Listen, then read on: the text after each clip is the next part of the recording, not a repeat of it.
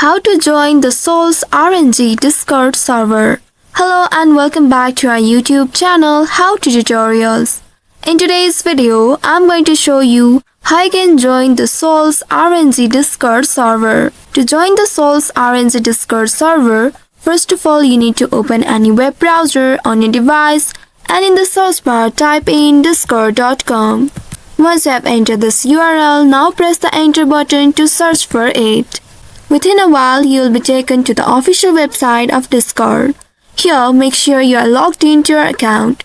For that, you need to click on Open Discord at the top right. And once you are logged into your account, you will land on this home page.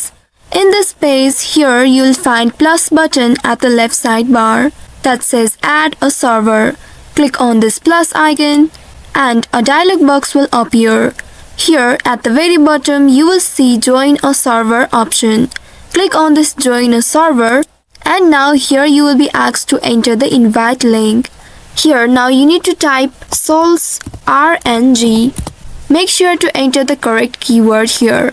Once you have entered it, now click on Join Server. It will ask you to verify and confirm that you are not a robot. Once confirmed, now again click on Join Server.